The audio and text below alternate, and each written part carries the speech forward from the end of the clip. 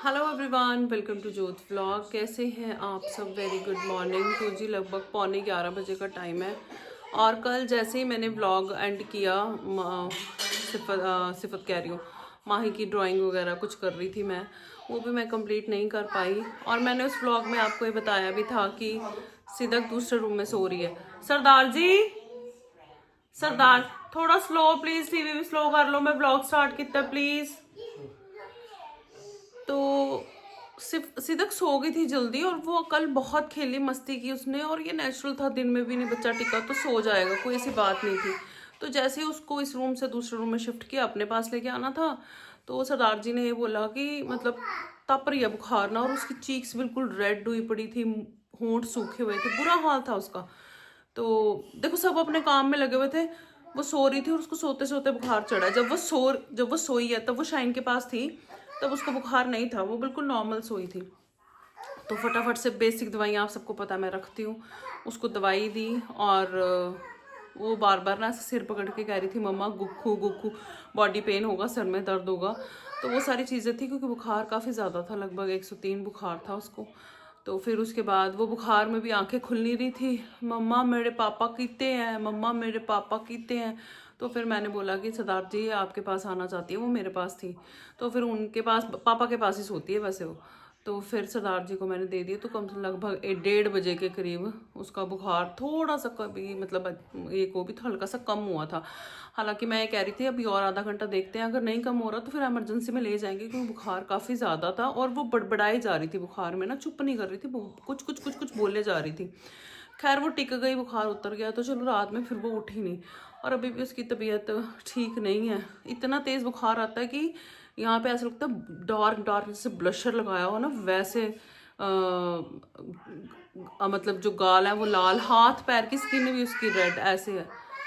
और एक जनी स्कूल नहीं जाएगी तो दूसरी ऑफ कोर्स नहीं जाएगी। खैर सिफत को भी ना हल्का खांसी जुकाम है, तो बाहर बहुत ज़्यादा ठंड है, दोनों को ऑफ कोर्स स्कूल नहीं भेजा, बैठी है पापा के साथ चिपक के दोनों जनी। सरदार जी भी घर है और सरदार जी को नाश्ता दे दिया है, मैंने अभी कुछ भी नहीं लिया। और अब मेरे को फील हो रहा है कि हाय मैं पानी भी नहीं पीता, पौने 11 बज गए। मैंने बनाया अपना डिटॉक्स वाटर, जो मैंने रात को ही बना दिया था, और वो पी के मेरे को काफ़ी अच्छा लगा। लेकिन मैं ना, खासकर लोग गर्मियों में बनाते हैं, मैं सर्दियों में ज़रूर बना लेती हूँ, क्योंकि उसके बहाने से पानी पिया जाता है। क्या करना है?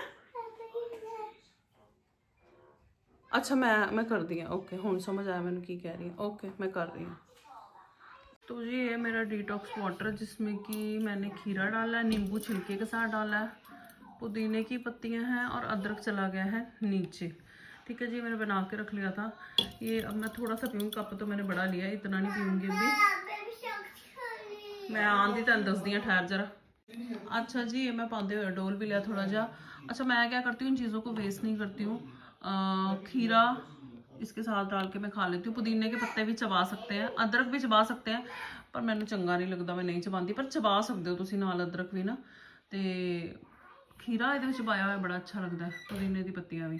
तो अनक पाया तो हले मैं पी लाँगी, उस तो बाद देखांगे की करना है। तो जी यहाँ पे मैंने बनाई है शलगम की सब्जी, शलगम का भरता बनते गया, पर हले भी यदि जरा भुनाई करांगी मैं 10 मिनट ना।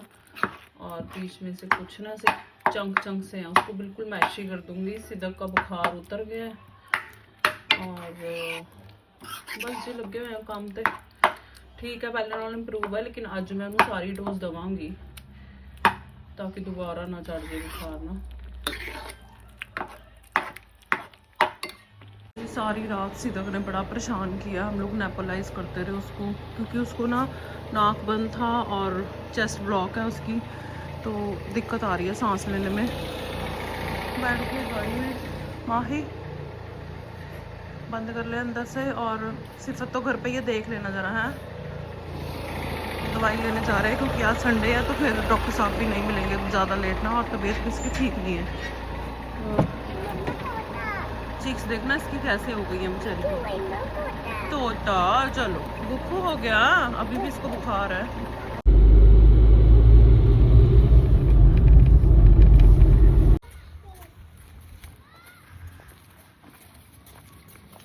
बह गई है कार च, दवाई ले लीती है, झोला भर के दवांगे हम। सिद्धू इन्नी दाइयां आईयां जी चिदिया। तो जी यहाँ पे मैंने फटाफट पनीर का मिक्सचर रेडी कर लिया, बच्चों को नाश्ता देना बहुत लेट हो गया। और यहाँ पे ग्रीन चटनी ख़त्म हो गई थी, वो मैंने इसी जार बड़े जार में फटाफट बना ली, छोटा मिल नहीं रहा था। तो हम फटाफट बच्चों को लंच ब्रंच हो जाएगा क्योंकि लगभग 11:15 हो चुके हैं इस टाइम।